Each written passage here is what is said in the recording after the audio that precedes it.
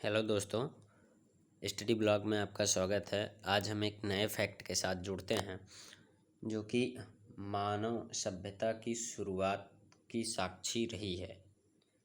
मेहरगढ़ शिकार और संग्रह से कृषि और सभ्यता तक का सबसे पुराना पड़ाव देखने के लिए मिलता है। ये जो सभ्यता रही है, ये पाषाण कालीन सभ्यताओं के बाद की सबसे आधुनिक सभ्यता रही है, जहाँ पे इंसान ने सभी चीज़ों को बदल दिया और नई नई आधुनिक चीज़ों के प्रति आगे बढ़ चले।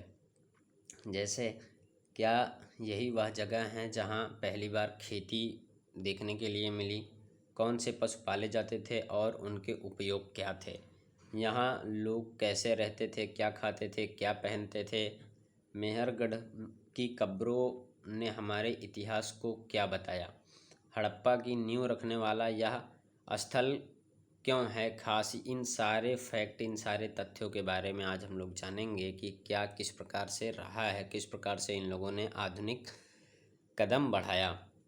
जैसे 7000 ईस्वी पूर्व से शुरू हुई एक ऐसी कहानी जिसने बदला मानव जीवन का भविष्य। तो आइए देखते हैं इसमें। तो ये जो मेहरगढ़ रहा है, ये दक्षिण एशिया का सबसे प्राचीन कृषि आधारित मानव बस्ती स्थल रही है। ये लगभग 7000 ईस्वी पूर्व से 226 ईस्वी पूर्व तक यहाँ पे रहा है। यह काल जो रहा है इसका, वो नियोलिथिक से ताम्रपाषाण कालीन यानी चालियोलिथिक काल तक का रहा है। मेहरगढ़ की संस्कृति कई चरणों में विकसित हुई या अलग अलग प्रकार से कई चरणों में विभक्त हुई थी। जैसे मेहरगढ़ के विभिन्न चरणों के विकास के चरण अगर हम देखते हैं तो पहले स्तर में हम लोग देख सकते हैं कि ये 7000 से 5500 ईस्वी पूर्व तक इसका समय काल रहा है। इसमें प्रारंभिक नवपाषाण काल जो रहा, यानी आदि कृषि काल जिसे भी कह सकते हैं, उसमें जंगली गेहूं और जौ के प्रारंभिक प्रमाण देखने के लिए मिलते हैं। पशुओं के आरंभिक पालतूकरण, बकरी, भेड़ और मवेशी, ये देखने के लिए मिल जाते हैं। कच्ची मिट्टी के घर, गोलाकार और अंडाकार संरचनाएं, यानी इनके जो घर थे वो कच्ची मिट्टी के गोलाकार और एक ऊपर से अंडाकार संरचनाएं इसमें दी जाती थी। सेकेंड फेज में अगर हम लोग देखते हैं तो ये लगभग 5500 ईस्वी पूर्व से 4800 ईस्वी पूर्व तक देखने के लिए हमको मिलता है, जिसमें खेती का विकास, गेहूं और जौ की खेती अधिक होने लगी थी, इसकी मात्रा बढ़ गई थी। पशुपालन में वृद्धि हो गई थी। मिट्टी के बर्तन का प्रारंभिक उपयोग होना स्टार्ट हो गया था। सेकेंड फेज से चरण सेकेंड में कच्ची ईंटों के आयताकार घर बनने लगे थे। अब इनके जो घर थे वो आयताकार शेप लेने लगे थे। चरण थर्ड में हम लोग देख सकते हैं कि ये लगभग 4800 से 3500 ईस्वी पूर्व रहा है। इसमें कृषि और पशुपालन का और विस्तार हुआ। अनाज भंडारण के लिए कठोर हुआ और पकाए हुए मिट्टी के बर्तनों का भी उपयोग बढ़ गया था। यहाँ पे मनकों और आभूषणों का निर्माण होने लगा था। अलग अलग प्रकार के आभूषण बनने लगे, मनके बनने लगे। फिर आगे हम लोग देख सकते हैं इसका जो चौथा चरण रहा, उसमें 3500 ईस्वी पूर्व से 3000 ईस्वी पूर्व तक का जो शासनकाल इन लोगों का रहा, समय रहा, उसमें हम देख सकते हैं कि ये ताम्रपाषाण काल की शुरुआत किए हुए थे। फिर तांबे के औजारों का सीमित उपयोग होता था, तांबे का यूज होना प्रारंभ हो गया था, लेकिन अभी कंडीशंस थी कि बहुत कम उपयोग हो रहा था। मिट्टी के बर्तनों पर चित्रकारी की गई थी, अलग अलग प्रकार के उसमें डिज़ाइंस बनाए गए थे मिट्टी के बर्तनों में। फिर मनकों, मुहरों और शंख के आभूषणों का भी उपयोग अच्छी मात्रा में किया गया था। चरण 5 में अगर हम देखते हैं, इनका जो चरण पाँचवा था वो लगभग 3000 ईस्वी पूर्व से 2600 ईस्वी पूर्व का रहा। इसमें परिपक्व ताम्रपाषाण काल कहा जाने लगा, यानी ये सबसे शुद्ध ताम्रपाषाण काल की उपाधि इसको मिली। तांबे के औजारों का अधिक उपयोग जो हुआ वो इनके ही समय में शुरू हो गया था। लंबी दूरी तक व्यापार के प्रमाण मिले। इन लोगों ने अपने से आगे बसने वाली सभ्यताओं से भी अपने सामानों का आदान प्रदान किया। संस्कृति विकास का उच्च स्तर रहा इस समय में। जो इनकी संस्कृति रही वो काफ़ी आगे विकसित हुई और काफ़ी आगे बढ़ी। इसमें जो महत्वपूर्ण कुछ पहलू हैं वो मेहरगढ़ के मानव ने पहली बार कृषि, पशुपालन और अस्थायी जीवन की शुरुआत की थी, यानी सर्वप्रथम यहाँ से ही अस्थायी जीवन प्रारंभ हुआ था। यह स्थल सिंधु घाटी सभ्यता हड़प्पा सभ्यता की पूर्ववर्ती संस्कृति पर आधारित था। इसका जो स्थान रहा वो पाकिस्तान मेहरगढ़ रहा है, और भारत देख सकते हैं ये सिंधु नदी के किनारे पे हुआ था, जो कि पंजाब प्रांत, भारत के पंजाब प्रांत से अक्सर सटा हुआ माना जाता है।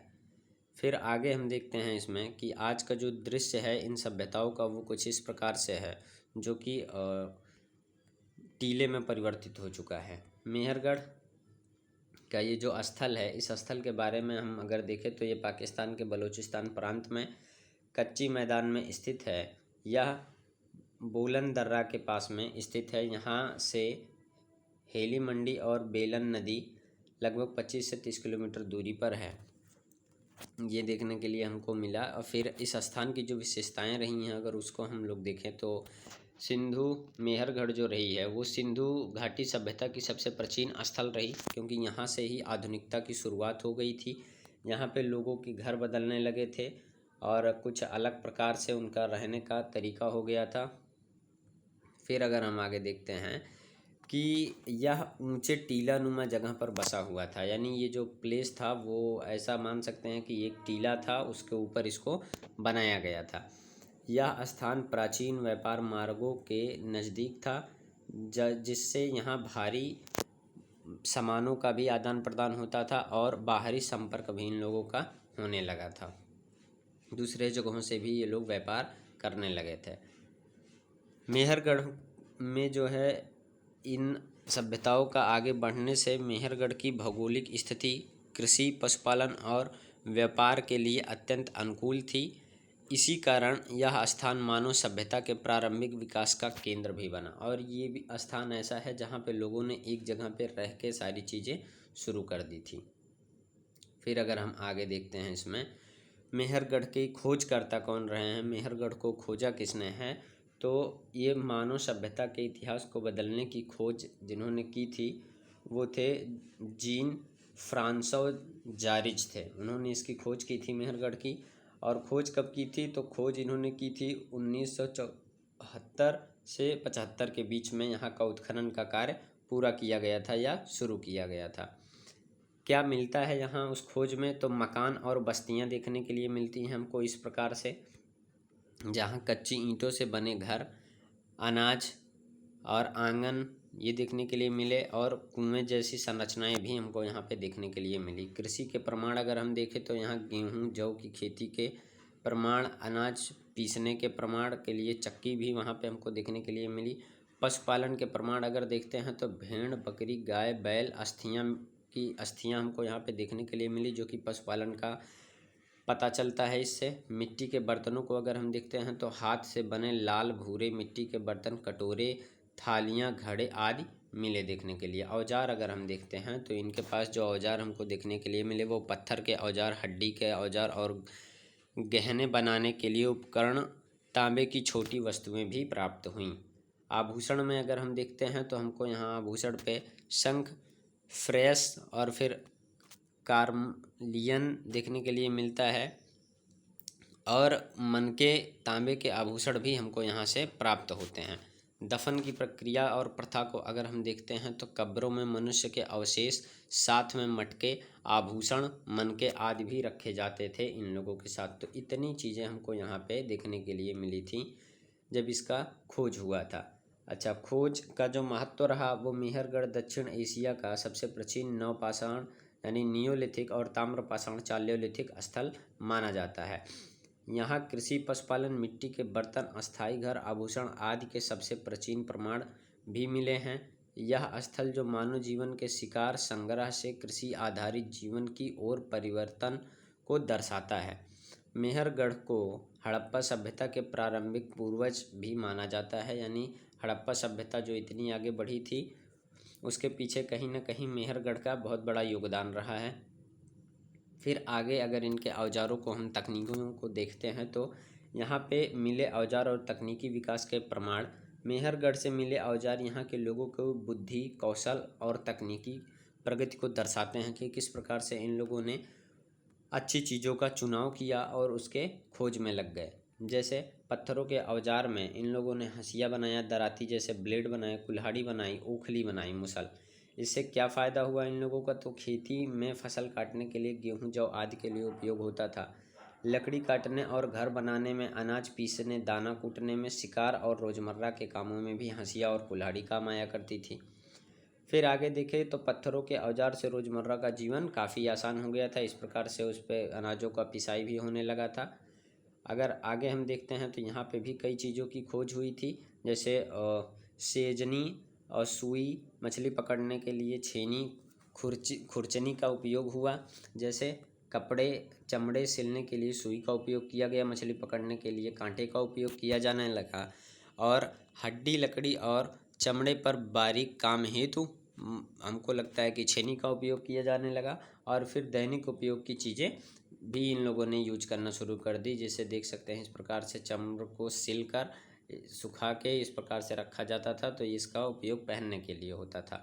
हड्डियों के औजारों से वस्त्र, मछली पकड़ने और शिल्पकला में भी मदद इन लोगों को मिली।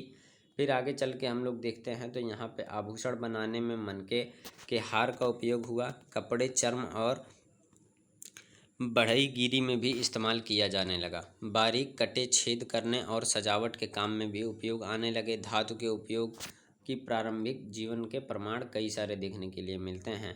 तांबे के शुरुआती उपयोग में मेहरगढ़ के लोग तकनीकी में आगे बढ़ चुके थे। इस प्रकार से ये लोग तांबे बनाने की प्रक्रिया भी शुरू कर चुके थे। औजारों के आने से क्या बदला? तो खेती, पशुपालन और शिकार आसान हुआ। कपड़े, आभूषण और दैनिक वस्तुएं बना पाए। समाज में अस्थायी जीवन और सभ्यता के विकास की नींव पड़ी। फिर आगे अगर हम देखते हैं इसमें तो मेहरगढ़ में पत्थर, हड्डी और तांबे के 3 प्रकार के औजार देखने के लिए मिले। यह स्थल पत्थरों से धातु युग की ओर बढ़ने में मानव विकास का साक्षी माना जाता है। औजारों की विविधता यहाँ के लोगों की उन्नतशीलता और तकनीकी बुद्धिमत्ता को दर्शाती है। फिर आगे यहाँ पे पशुपालन, मेहरगढ़ में किस प्रकार पशुपालन का प्रचलन प्रारंभ हुआ? तो प्रागैतिहासिक मानव का पशुओं से गहरा जुड़ाव रहा है। उनका उपयोग जो हुआ, कौन कौन से पशु पालते थे? तो ये लोग गाय, भेड़, बकरी, सूअर, कुत्ता, बैल और भैंस, संभवतः ऐसा बैल भैंस के लिए माना जाता है। पालतू गाय और बैल पालते थे। बैल को हल चलाने में और बोझा ढोने के लिए उपयोग करते थे। दूध, दही, घी और मांस के लिए गाय पाली जाती थी प्रायः। और भेड़ का उपयोग हम लोग कपड़े के लिए, ऊन के लिए करते थे। मांस और दूध के लिए भी उपयोग किया जाता था। बकरी का दूध और मांस और चमड़ भी उपयोगी होता था, तो इसलिए इसका उपयोग किया जाता था, जो कि पहाड़ी और शुष्क क्षेत्रों में आसानी से पाली जा सकती थी। सूअर का जो उपयोग था वो मांस खाने के लिए ही किया जाता था और घरेलू कचरे को भी साफ करने में ये सहायक होता था। कुत्ता जो था वो सूक्ष्म और शिकारी में अक्सर ये उन लोगों के साथ मिलकर शिकार करने में उनकी मदद किया करता था। घर और पशु धन की रखवाली करने में भी इसका महत्वपूर्ण योगदान रहा है। कुछ अवशेष बैल और भैंस पालने के ओर संकेत करते हैं, ऐसे भी हमको देखने के लिए मिले। दूध और बोझा ढोने के उपयोग में भी अक्सर इनका उपयोग किया जाता था। अगर आगे हम देखते हैं यहाँ पे कि किस प्रकार से इन लोगों ने आगे की चीज़ें देखी, तो जो दूध और दुग्ध उत्पादन इनका था वो गाय, भैंस इन सब पे निर्भर हुआ करता था। दूध, दही और मक्खन प्राप्त कर होता था। मांस के लिए भेड़, बकरी, गाय, सूअर पर निर्भर थे, जहाँ से इनको मांस खाने के लिए मिलता था। ऊन और रेशों के लिए भेड़ के ऊपर निर्भर हुआ करते थे, यहाँ से उनको ऊन की प्राप्ति होती थी। खेती के लिए बैल का उपयोग किया करते थे। चमड़ के लिए पशुओं की खाल और चमड़ा, जूते, थैले, अन्य वस्तुएं बनती थीं। यहाँ पे बोझा ढोने के लिए अक्सर बैल, गधे जैसे पशु सामान ढोने के लिए ही उपयोग किए जाते थे। खाद्य के रूप में उनके गोबरों का भी प्रयोग करते थे ये लोग अनाजों को उगाने के लिए। इस सभ्यता में हम देख सकते हैं कि मेहरगढ़ के लोग पशुओं के साथ मिलजुल कर रहते थे और उनके जीवन में पशुपालन का बहुत ही महत्वपूर्ण स्थान भी हमको देखने के लिए मिलता है। फिर आगे हम अगर बढ़ते हैं तो यहाँ पे जो नए फैक्ट आते हैं वो सबसे प्राचीन कृषि आधारित मानव बस्ती हमको देखने के लिए मिलती है, जो अब तक के इतिहास में नहीं देखने के लिए मिली थी। पाषाणकालीन किसी सभ्यता में ऐसा हमको नहीं देखने के लिए मिला था। फिर आगे हम देखते हैं कि लगभग 7000 ईस्वी पूर्व से 2600 ईस्वी पूर्व, 2600 ईस्वी पूर्व तक की चीज़ें जो कि कृषि, मेहरगढ़ के लोग विश्व के सबसे प्राचीन कृषक में से एक माने जाते हैं। सर्वप्रथम इन्हीं लोगों ने शुरुआत किया था खेती का। यहाँ पर खेती और पशुपालन एक साथ किया जाता था। खेती से संबंधित पुरातात्विक प्रमाण भी हमको यहाँ से देखने के लिए मिलते हैं, जैसे अनाज पीसने की चक्की का उपयोग, हंसिया के लिए पत्थर के ब्लेड बनाए जाते थे, अनाज भंडारण के लिए मिट्टी के बर्तनों का उपयोग होता था, गेहूं और जौ के जले हुए दाने भी प्रमाण के रूप में हमको देखने के लिए मिले हैं। कौन कौन सी फसलें ये लोग उगाया करते थे अक्सर, तो गेहूं अक्सर उगाते थे, जौ, चना, मटर, तिलहन, इन सब की खेती वो लोग किया करते थे। ये उनका प्रमुख अनाजों में से थे। खेती कैसे करते थे, तो उनका जो खेती करने का वो प्रकार था, लकड़ी के हल से खेती करते थे, बैलों की सहायता से खेत जोता जाता था, हाथ से बीज बोते थे ये लोग। फसल काटने के लिए पत्थर हड्डी से बने हंसिए का उपयोग किया करते थे। दाने को पीसने के लिए पिसाई पत्थर, क्वार्न स्टोन और मुसल ओखली का प्रयोग करते थे। अनाज को मिट्टी के बर्तनों में संग्रहित करते थे। वर्षा के पानी पर निर्भर थे। सिंचाई का कोई भी प्रमाण यहाँ देखने के लिए नहीं मिलता है। ये लोग वर्षा के जल पे ही पूर्णतः आश्रित थे, जो कि इनके फसलों को पालन पोषण करती थी और आगे बढ़ाती थी। मुख्य बातें अगर हम देखते हैं तो मेहरगढ़ विश्व के सबसे प्राचीन कृषि स्थलों में से एक माना जाता है। एक है, माना नहीं जाता। यहाँ के लोग गेहूँ, जौ, चना, मटर, अलसी, तिल आदि उगाते थे। लकड़ी के हल, बीज बोने, कटाई, अनाज पीसने और भंडारण सभी कृषि कार्यों के लिए यहाँ पे अलग अलग प्रकार के संसाधन मौजूद थे। यहाँ कृषि और पशुपालन पर आधारित एक उन्नत ग्रामीण समाज निवास करता था। फिर आगे फैक्ट्स को हम अगर देखते हैं तो यहाँ पे हमको देखने के लिए मिलता है कि सबसे प्राचीन कृषि आधारित मानव की जो बस्ती रही है वो किस प्रकार से रही है। तो ये जो बस्ती रही ये लगभग 7000 से 226 ईस्वी पूर्व तक थी। भोजन क्या खाते थे, तो उनका भोजन हम लोगों ने ऊपर भी देखा। यहाँ अनाज थे, दाल थे, दूध और दही के उत्पाद थे और मांस उसमें शामिल हुआ करते थे। फल, कंदमूल, मेवे और सब्जी साग का भी उपयोग किया करते थे। भोजन कैसे प्राप्त करते थे ये लोग, तो मेहरगढ़ के लोग भोजन प्राप्त करने के लिए खेती, पशुपालन और शिकार, मछली पकड़ना, संग्रहण जैसी गतिविधियों में लगे रहते थे। कृषि कार्य इनका प्रमुख था। पशुपालन भी इसमें स्टार्ट हो गया था। शिकार पुराने समय से ही इन लोगों के पास ये सब इसकी टेक्निक थी, इसका नॉलेज था। मछली पकड़ना भी इन लोगों को काफ़ी अच्छे से आता था। बाकी संग्रहण इसमें नई चीज़ हमको देखने के लिए मिलती है, जैसे जंगली फल, कंदमूल, मेवे, बीज और अनेक प्रकार से चीज़ें इकट्ठा करके रखते थे। यह उनके भोजन का एक महत्वपूर्ण हिस्सा माना जाता था। भंडारण और संरक्षण जो होता था, अनाज को मिट्टी के बड़े भंडारणों में एक जगह पे भर के ढक दिया जाता था। बीजों को सुखाकर सुरक्षित रखा जाता था ताकि बाद में उसका प्रयोग कर सके ये लोग। और फिर मेहरगढ़ के लोगों का भोजन संतुलित और विविध था। ये जो थे वो कृषक थे, साथ ही पशुपालक, शिकारी, मछुआरे और संग्रहकर्ता भी थे। यही कारण है कि मेहरगढ़ को विश्व की सबसे प्राचीन कृषि आधारित सभ्यता मानी जाती है।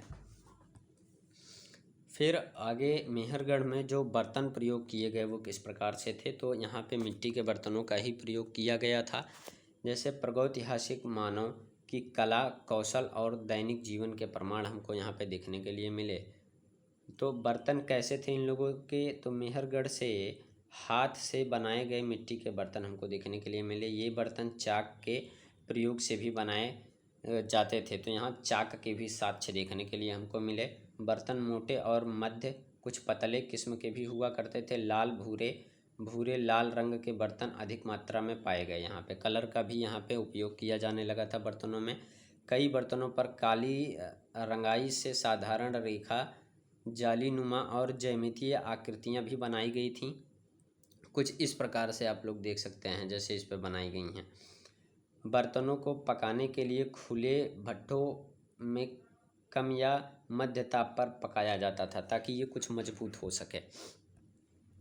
मेहरगढ़ में जो मिट्टी के बर्तन मिले वो कटोरा देखने के लिए मिला, गहरा कटोरा मिला, कलश जैसा पात्र देखने के लिए मिला, तसला थाल टाइप से मिला, और फिर प्याला देखने के लिए मिला, भंडारण पात्र देखने के लिए मिला, छोटा कटोरा मिला, लंबी गर्दन वाला घड़ा भी देखने के लिए मिला, और नालीदार पात्र भी हमको देखने के लिए मिला यहाँ पे। आगे उसका उपयोग क्या था, तो अनाज और खाद्य पदार्थ रखने के लिए यहाँ पे मटकों का प्रयोग किया जाता था, और पकाने में जो थे वो गहरे मोटे बर्तनों का उपयोग होता था, खाना पकाने के लिए किया जाता था, और खाने पीने के लिए कटोरे प्याले और तस्तरियों में भोजन करते थे और घड़ों में पानी पिया करते थे। संग्रहण में स्टोरेज जो इनका था उसमें तेल, घी, दूध, दही, छाछ, अन्य तरल पदार्थ रखा करते थे ये लोग। धार्मिक इनका जो धार्मिक संस्कारिक उपयोग था वो कुछ विशेष बर्तनों का उपयोग किया करते, धार्मिक जैसे कर्मकांडों और मृतकों के साथ रखने के लिए ऐसा। तो अभी हम लोग कब्रगाह जब देखेंगे तो उसमें देखेंगे कि किस प्रकार से वहाँ पे बर्तनों का उपयोग करके उसमें चीज़ों को रख के दफन कर दिया जाता था। तो यहाँ पे हमको उनके बर्तनों के कई सारे साक्ष्य और तथ्य देखने के लिए मिले कि इस प्रकार से उसका उपयोग ये लोग किया करते थे। मेहरगढ़ के मिट्टी के बर्तन प्रागैतिहासिक मानव की बुद्धिमत्ता, कला और दैनिक जीवन की आवश्यकताओं को पूरा करने की क्षमता उत्कृष्ट उदाहरण देखने के लिए हमको यहाँ से मिलता है। ये बर्तन हमारी प्राचीन सभ्यताओं की अमूल्य धरोहर है जो आज तक सुरक्षित है। मेहरगढ़ के आवास अगर हम देखें कि ये किस प्रकार से बस्तियां बनाकर रहा करते थे, तो दक्षिण एशिया के सबसे प्राचीन कृषक गांव में से एक को अगर हम देखते हैं तो यहाँ सबसे पहले जो घर बनाए गए थे इस प्रकार से, तो ये कच्ची ईंटों से बने थे, और फूस लकड़ी से छत इनकी बनी हुआ करती थी कुछ इस प्रकार से जैसे छत बनती थी। आंगन हुआ करता था उसके अंदर एक, और सकरी गलियां बनाई जाती थी इसके अंदर आने जाने के लिए। गांव के दृश्य इस प्रकार से देख सकते हैं। अब अगर यहाँ फैक्ट देखते हैं कि घर कैसे थे इनके, तो घर जो थे वो आयताकार चौकोर आकार के होते थे। एक या दो कमरे वाले छोटे छोटे मकान होते थे।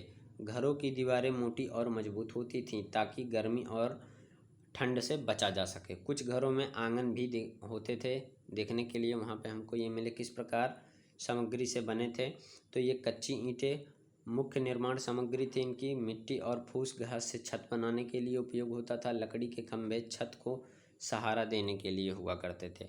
मिट्टी का लेप दीवारों और फर्शों को लीपने के लिए किया जाता था। पत्थर नींव जो थी इनकी और कुछ स्थानों पर भी प्रयोग हुए थे। गांव की बसावट कैसी थी इनकी, तो गांव टीले पर बसा होता था ताकि बाढ़ और जानवरों से सुरक्षा मिल सके। घर एक दूसरे के पास बने होते थे। गलियां सकरी हुआ करती थीं। गाँव के बीच कभी कभी खुले स्थान या सामुदायिक जगह होती थी जो कुएं या जल स्रोतों के पास बसावट में देखने के लिए हमको मिलती है। वहाँ से ये लोग पानी वगैरह कुछ इस प्रकार से जो इनके गांव हुआ करते थे वो टीले पे बसते थे, और काफ़ी आसपास में होकर सकरी सकरी गलियाँ इनके बीच में गुजारी जाती थी जहाँ से इन लोगों का आना जाना हुआ करता था। और यहाँ पे कुएं जैसे भी साक्ष्य पानी के लिए हमको देखने के लिए मिलते हैं। यहाँ से वो लोग पानी का उपयोग किया करते थे। आगे इनकी जो निर्माण सामग्रियाँ रही हैं वो कच्ची ईंट, घास फूस रही, लकड़ी के खंभे, मिट्टी का लेप इस प्रकार से होता था, और नींव के लिए पत्थरों का उपयोग किया जाता था। तो ये उनके आवास की बनावट रही है जहाँ पे ये लोग घर बना के रहा करते थे। आगे देखते हैं कि मेहरगढ़ के लोग अस्थायी रूप से गाँव में रहते थे और कृषि व पशुपालन पर ही आधारित थे। उसी पे ये लोग अपना जीवन व्यापन करते थे। मेहरगढ़ की जो सभ्यता रही, आभूषण में अगर हम देखते हैं तो ये आभूषणों का भी उपयोग करने लगे थे अपने पहनने के लिए, सुंदरता बढ़ाने के लिए। जैसे प्रागैतिहासिक मानव काल सौंदर्य बोध और उन्नत जीवन का प्रमाण मिलता है। तो आभूषण किससे बनते थे इन लोगों के, तो मेहरगढ़ में विभिन्न प्रकार के सामग्रियों से बने आभूषण के तथ्य साक्ष्य हमको देखने के लिए मिले हैं। अर्धमूल्य पत्थरों का भी उपयोग यहाँ पे किया गया था। जैसे देख सकते हैं पत्थरों में छेद कर कर उसमें धागा पिरो के इसको पहना जाता था, जिसमें मनके लटकने द्वारा हार बनाए जाते थे इन लोगों के। शंख अगर हम देखते थे तो चूड़ियों, मनके और लटकन बनाने के लिए शंख का उपयोग करते थे। इस प्रकार से उसको तराश के हड्डियों का भी ये लोग उपयोग किया करते थे। मनके, सुई, पिन और लटकने बनाए जाते थे इससे। तांबे जो थे, तांबे से भी छोटे छोटे आभूषण और पिन देखने के लिए हमको यहाँ पे मिलते हैं। और फिर मिट्टी के भी उपयोग किए गए थे, जैसे नीले हरे रंग के मन के आभूषण में उपयोग होते थे। सोना बहुत कम मात्रा में देखने के लिए मिला। सोने की छोटी छोटी मन के लटकन भी मिले हैं, जो कि धातु युग ये था, तो यहाँ पे कई धातुएं हमको देखने के लिए भी मिली थी। आभूषणों के प्रमुख प्रकार अगर हम देखें तो इसमें मनके रहे, हार रहे, चूड़ियाँ रहीं, और फिर कान की बाली रही, लटकन, फिर अंगुड़िया यानी जो रिंग बनती है, फिर सुई देखने के लिए पिन मिला, कमर बंद के मनके भी हमको देखने के लिए मिले, और फिर ताबीज का भी उपयोग हुआ था। इस प्रकार से मन के उपयोग हुए थे। कौन पहनता था इसको? तो पुरुष जो थे वो गले में हार, कमर में मनके की माला, हाथ, इनके जो हाथ थे, हाथ में ये लोग कड़े और मत्थे पर पेटरी पहनते थे। कुछ इस प्रकार से उनका आभूषण हुआ करता था। महिलाएं जो थी हार, चूड़ियाँ, कान में बाली, कमरबंद और बालों में आभूषण पहना करती थी इस प्रकार से। और बच्चे जो थे वो छोटे मनके की माला, बाजूबंद और ताबीज पहना करते थे। विशेष व्यक्ति जो हुआ करते थे, मुखिया, पुरोहित और कुशल शिल्पकार अधिक सुंदर और कीमती आभूषण पहना करते थे। आभूषण बनाने की जो तकनीक इनकी रही है, वो पत्थरों और हड्डियों को तराश कर उसको अच्छी प्रकार से घिस के और उनमें छेद बनाकर उसको पहनने लायक बनाया जाता था। आभूषणों का जो महत्व रहा है वो सौंदर्यीकरण के लिए रहा, ताकि लोग सुंदर दिख सकें। सामाजिक स्थिति में अपनी पहचान और प्रतीक को ऊंचा या अच्छा दिखाने के लिए होता था। धार्मिक जगहों पे जादुई चीज़ों को समझने के लिए, उससे बचने के लिए शायद इन लोगों ने ताबीज का उपयोग किया था। व्यापार और विनिमय का एक महत्वपूर्ण संसाधन भी ये बन गया था। मेहरगढ़ से मिले प्रमुख स्थल जो देखने के लिए मिलते हैं, तो इनके जो स्थल थे विभिन्न चरणों में देखने के लिए मिले, पीरियड में 1 से 3 में। जैसे आभूषण बड़ी संख्या में हमको यहाँ से प्राप्त हुए थे, विशेषकर आवासीय क्षेत्रों और कब्रों में सर्वाधिक आभूषण देखने के लिए मिले। मेहरगढ़ के आभूषण प्रागैतिहासिक मानव की काल, सौंदर्य बोधन, उन्नतशीलता और समृद्ध संस्कृति के अद्भुत प्रमाण हमको यहाँ पे उनके देखने के लिए मिलते हैं। आगे यहाँ पे अगर हम देखते हैं तो मेहरगढ़ की जो सभ्यता रही वो दफन की प्रथा, मृतकों के प्रति श्रद्धा और सम्मान भी हमको देखने के लिए मिला। इससे पहले किसी भी सभ्यता में हमको दफन की प्रक्रिया लगभग नहीं देखने के लिए मिली। तो ये 7000 से 600 ईस्वी पूर्व जो सभ्यता रही उसमें कब्र जो थे वो किस प्रकार थे, मृतकों को कैसे दफनाया जाता था, ये देखते हैं। तो ये मेहरगढ़ के लोग अपने मृतकों को विशेष कब्रों में दफनाते थे। कब्रें प्रायः घरों के फर्श के नीचे बस्ती के शहर बनाई जाती थी। मृतकों को जो पीठ के बल लिटाया जाता था, सिर को प्रायः उत्तर और पश्चिम दिशा की ओर रखा जाता था। ये ज़रूरी चीज़ हो गई थी, यानी इन लोगों ने दिशाओं पे भी ध्यान दिए थे। जो भी मान्यता इनकी रही हो, ये लोग उसका जो सर था उत्तर या पश्चिम दिशा की ओर ही रखते थे। शरीर को मोड़ा हुआ, घुटनों को मोड़कर या सीधा लिटाया जाता था। पुरुष, स्त्री और बच्चों की कब्रें अलग अलग पाई गईं। कुछ कब्र जो इनके रहे हैं वो व्यक्तिगत रहे हैं, जबकि कुछ कब्र सामाहिक और एक से अधिक व्यक्तियों की थी। जो कब्र रहा वो गड्ढों को मिट्टी या पत्थरों से ढक दिया जाता था ऊपर से, ताकि इसको कोई खोद ना सके। और इसमें देख सकते हैं अलग अलग प्रकार के मिट्टी के बर्तन भी हमको देखने के लिए मिलते हैं, कुछ इस प्रकार से, जिसमें कुछ आभूषण रखे गए होंगे। और जैसा बताया गया कि इस प्रकार से उनके पैरों को मोड़ दिया जाता था, या तो सीधा रखा जाता था, सिर पश्चिम या उत्तर दिशा में ही हुआ करता था, उसी डायरेक्शन में ये लोग लिटा के रख दिए जाते थे, और इनके ऊपर इसको मिट्टियों से ढक दिया जाता था।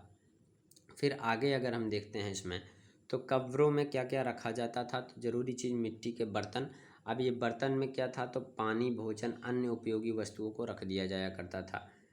फिर मन के आभूषण भी रखे जाते थे, इसके साथ श्रृंगार और सामाजिक पहचान के प्रतीक जो थे। हड्डियों के भी कुछ औजार रखे जाते थे, दैनिक उपयोगों के लिए औजार या प्रतिक्रियात्मक वस्तुएं भी रखी जाती थी। पत्थर के औजार भी डाल दिए जाते थे, इसमें ब्लेड, मुसल आदि औजार डाले जाते थे। अन्न के दाने भी मटके में करके रख दिए जाते थे, गेहूँ, जो चना जो भी वहाँ पे होता था। ऐसा इस सभ्यता का मानना था कि आदमी परलोक में भोजन के लिए इसका उपयोग करेगा। अन्य वस्तुएं जो रहीं, अन्य वस्तुओं में यहाँ पे देखने के लिए मिलता है शंख, ताबीज, कंकड़, रंगीन पत्थर आदि हमको देखने के लिए यहाँ से मिलता है। ये जो वस्तुएं हैं उस विश्वास को दर्शाती हैं कि मृत्यु के बाद जीवन जारी रहता है और मृतक को परलोक में भी इसका उपयोग होता था। यानी इन लोगों ने अपनी सभ्यताओं से उठकर उसके आगे की चीज़ों को भी समझ लिया था, तभी इन लोगों ने ऐसी एक जो भी इनकी विश्वास या नियति रही हो कि मृत्यु के बाद भी जीवन खत्म नहीं होता, जारी रहता है, आगे चलता है और मृतक परलोक जैसी चीज़ों में भी इन लोगों का विश्वास रहा होगा। फिर आगे अगर हम देखते हैं तो कब्रों के जो प्रकार रहे हैं वो किस प्रकार से रहे हैं, तो एक अकेला कब्र भी देखने के लिए मिला, सामूहिक कब्र में 2-3 लोग देखने के लिए मिले, और फिर फर्श के नीचे जो कब्र बनाई जाती थी वो कुछ इस प्रकार से हुआ करती थी। बस्ती के बाहर भी कई सारे कब्र देखने के लिए हमको मिले थे। आगे देखते हैं तो महत्व और मान्यताएं जो रहीं दफन की प्रथा से पता चलता है कि मेहरगढ़ के लोग मृत्यु के बाद जीवन में विश्वास रखते थे। मृतकों के साथ वस्तुएं रखने में उनके प्रति सम्मान और प्रेम का भाव प्रकट होता था। यह प्रथा उनके सामाजिक ढांचे और धार्मिक आध्यात्मिक मान्यताओं को दर्शाती है। मेहरगढ़ की दफनाने की प्रथा आगे चलकर सिंधु घाटी सभ्यता की परंपराओं की आधारशिला बनती है। तो फिर मेहरगढ़ की जो दफन की यह प्रथा है वो यही दर्शाती है कि मृतकों के प्रति संवेदनशीलता, सम्मान और संगठित सामाजिक जीवन जीने वाले थे। वो लोग साथ में मिलकर एक सामाजिक और एक सभ्य जीवन व्यतीत किया करते थे। आगे मेहरगढ़ जो रहा है ये मानव सभ्यता के विकास का एक महत्वपूर्ण कड़ी बन के रहा। मेहरगढ़ का जो इतिहास के स्थल रहे हैं, इनके जो महत्व रहे हैं, ये सारी चीज़ें काफ़ी इम्पोर्टेंट रही हमारे लिए। इसको एक बार फिर से हम लोग देखते हैं। जैसे यह दक्षिण एशिया का सबसे प्राचीन कृषि आधारित स्थल माना गया। मानव के क्रमिक विकास की पूरी झलक यहाँ से हमको देखने के लिए मिली। जैसे वह क्या शिकार किया, खेती में क्या किया, पशुपालन में किस प्रकार से इसने जीवन जिया, ग्राम्य जीवन तक पहुँचे। यहाँ पे सबसे पहले कौन सी फसल आई, तो जैसे चना, मटर जैसी फसलों, गेहूँ, जौ, इसका उपयोग देखने के लिए मिला। पालतू पशुओं में गाय, भैंस, भेड़, बकरी आदि के प्रमाण हमको देखने के लिए मिले। मिट्टी के बर्तन देखने के लिए मिले। मोती, आभूषण, मनके आदि इस काल के प्रारंभ में ही विकास किए गए थे। इसके घरों का निर्माण कच्चे ईंटों से ही होता था, लेकिन अब ये गोलाकार, अंडाकार के बजाय आयताकार होने लगे थे। यह जो स्थान रहा वो मानव के अस्थायी बसने, सामाजिक संगठन और संस्कृति के विकास को समझने में अत्यंत महत्वपूर्ण था। मेहरगढ़ भारतीय उपमहाद्वीप के नवपाषाण नियोलिथिक रेवोल्यूशन का केंद्र माना जाता है। इनका जो यह स्थल रहा वो मानव द्वारा भोजन उत्पादन की दिशा में पहला बड़ा कदम था, संग्रहण और उत्पादन दोनों में ही। मानव ने यहाँ पहली बार खेती शुरुआत की, पशुपालन किया, अस्थायी घर बनाए, अनाज भंडार बनाए, मिट्टी के बर्तनों के आभूषण भी बनाना इन लोगों ने सीखा। यहाँ का जो जीवन रहा वो धीरे धीरे संगठित ग्राम्य जीवन में बदलता गया, जिसे आगे चलकर नगरों का विकास का मार्ग प्रशस्त हो गया। मेहरगढ़ में पाए गए सांस्कृतिक तत्व जैसे मिट्टी के बर्तन, मन के घरों की सजावट, अनाज भंडार आगे चलकर हड़प्पा सभ्यता में निखार कर देखने के लिए मिलते हैं कि किस प्रकार से इतने आगे ये लोग बढ़ चुके थे। यह जो स्थल था हमें बताता है कि सभ्यता का विकास एक क्रमिक प्रक्रिया थी, जिसकी नींव मेहरगढ़ ग्राम्य स्थलों में ही पड़ी थी। वहीं से इस सभ्यता का आगे आधुनिकीकरण हुआ। इसी कारण मेहरगढ़ को भारतीय उपमहाद्वीप की सभ्यता का पालन देखा जाता है, पालन करता भी कहा जा सकता है। आगे अगर हम देखते हैं तो हड़प्पा सभ्यता के संबंध में, मेहरगढ़ हड़प्पा सभ्यता का पूर्ववर्ती सभ्यता रही है और यहाँ पे हड़प्पा सभ्यता की कई विशेषताएं मेहरगढ़ के प्रारंभिक रूप में ही मिलती हैं। जैसे खेती, पशुपालन, मिट्टी के बर्तन, मन के घरों की बनावट, अनाज भंडार, ये सब सेम देखने के लिए हमको वहाँ पे मिलते हैं। इस प्रकार से अब ये जो सभ्यता थी ये धीरे धीरे अपनी सभ्यता से हटके नई सभ्यताओं में भी बदल जाएगी। मेहरगढ़ के लोग धीरे धीरे विकसित होकर सिंधु घाटी के मैदानी क्षेत्रों की ओर बढ़ चले और वहाँ चलकर हड़प्पा सभ्यता 2600 ईस्वी पूर्व का विकास हुआ था। जैसे पहले की सभ्यताओं में हुआ था, पानी की कमी, जलवायु में परिवर्तन, इन सब की वजह से जितनी भी सभ्यताएं हुई, बेलन घाटी, नर्मदा घाटी और इसी प्रकार की जितनी सभ्यताएं थी वो सब धीरे धीरे अपन पलायन कर गई, एक जगह से निकल के दूसरी सभ्यताओं में चली गई। इसी प्रकार मेहरगढ़ भी तब्दील होगा हड़प्पा सभ्यता में। जो कि काफ़ी आधुनिक थे। खेती और पशुपालन सामान्यतः देखने के लिए मिलेंगे, मिट्टी के बर्तन देखने के लिए मिलेंगे, मनके और आभूषण, अनाज भंडार, व्यापक तरीके से अनाज भंडार वहाँ देखने के लिए मिलेगा। घरों और बस्तियों का अच्छा स्वरूप देखने के लिए मिलेगा। संस्कृत की निरंतरता भी अच्छे से देखने के लिए मिलेगी हड़प्पा सभ्यता में मेहरगढ़ सभ्यता की अपेक्षा में। मेहरगढ़ मानव सभ्यता के विकास का वह आधारशिला है जिस पर आगे चलकर हड़प्पा जैसी महान नगरीय सभ्यताओं का निर्माण हुआ था। और अगर हम यहाँ पे आगे देखते हैं तो मेहरगढ़ का जो अंत हुआ वो किस प्रकार से हुआ था, तो प्रागैतिहासिक काल में सिंधु सभ्यता की ओर संक्रमण ही इस सभ्यता के अंत का कारण बना। सिंधु घाटी के बड़े नगरों की ओर इन लोगों ने प्रस्थान किया था।